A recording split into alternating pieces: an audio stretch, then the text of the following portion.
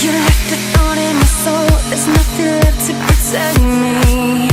Oh, nothing to cushion the blow. You like to think it's the end of me. Oh, but I'll be fine. Time will heal the pain. A new design will help me break the chain. I'm back away on the hurt. I'm breaking out of the dark. I'm changing. Look out for number one. I'll never come undone. I'm changing. Good evening, this is Karina in Vogue TV, and I have the pleasure to interview one of the best in the icon fashion industry in San Francisco, California, MIKEL ROSEN. Hi MIKEL, how are you? Good, how are you? Wonderful. MIKEL has been in the industry for 35 years, and I'm so wonderfully happy to see him and meet him. He is one of the co-founders of London Fashion Week. I can't wait to hear from you. MIKEL, what about tonight? What was your expectations? Any expectations? I kind of had more of a role here than just creating London Fashion Week. I began instructing fashion in 1979, and I've been behind many names that are now household names. John Galliano, Alexander McQueen, the late Alexander McQueen, Stella McCartney, Phoebe Philo, and so on. I could have done anything like this without having done fashion education myself, so I have a huge passion for it. So my role tonight isn't just producing the fashion show for design graduates, but also instructing them with their design. My expectations was that it would be 1,000,000 times better than what I did for the first time last year. It's been 1,000,000,000 times better. The designs are totally international. Everything was done local, but it looked and felt very global. I feel I could take this into New York, London, Milan or Paris and it would be brilliant.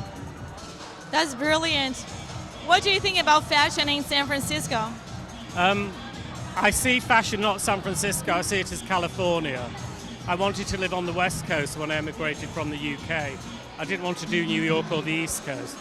I think fashion is more in people's inner soul than in what they wear.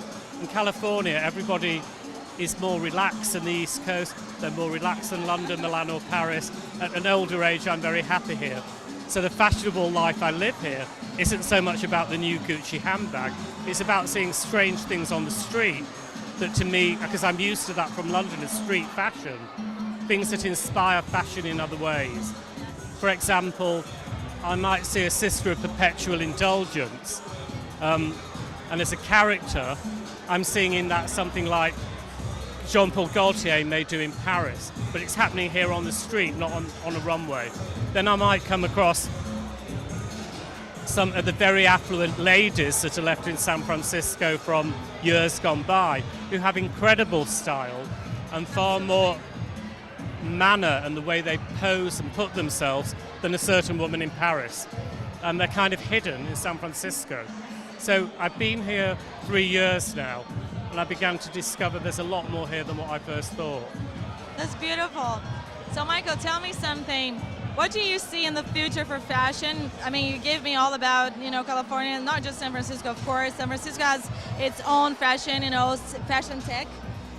That's coming along very strongly, fashion tech. And I think it's happening with anything that's a creative art. You either have, I call it the Marie Antoinette days.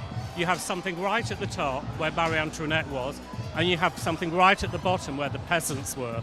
There's going to be no in-between anymore. We now have in fashion, you can go out on the high street, fast fashion, lower price, right down here, and you can look good. It won't last as long. At the top, it will last longer. You buy a designer brand, a very famous international designer name, you have two levels of fashion. They look very similar because the lower level rips off from the first level, but they're both good. You can look good with either budget. What I think is going to come through from the middle is something that is done in a new, eclectic, different way. There's nothing new in fashion, it's how it's reinvented. Absolutely. And I think this Marie Antoinette and the peasants, which caused a revolt, is going to cause the next revolt in fashion. And something new will come through from that. It happened in the 80s with punk. Everybody had had enough. There was power dressing and there were t-shirts. Suddenly the punk movement moved in and all these other designers came out from it. Absolutely. You look fabulous tonight, by the way. Thank you. So I want to ask you something. What is something that about you that nobody knows? How much can I say? Again, as I've got older, I've begun to know myself a lot better. And I now do things I would have never have dared myself to do in the past. I'm not going to go any further than that. What do you believe in? As I've got older, I really believe in fate. I'm really believing there's something there, and the fate of it make things happen. When I first came to San Francisco, I wasn't involved with this educational institution. And I was at another one, and it was doing my head in. And by a series of accidents, I came to this one. The fate made it happen.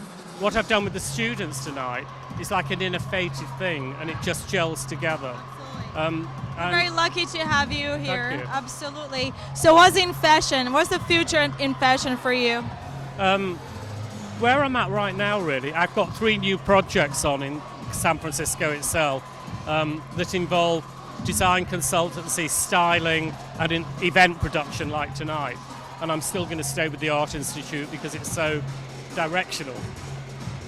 It's wonderful. Michael, it's very nice to meet you finally and have an interview with you. Thank you so much for being Karina in And Vogue. you're fantastic. Absolutely. Thank you very much. Thank you so much. Brilliant.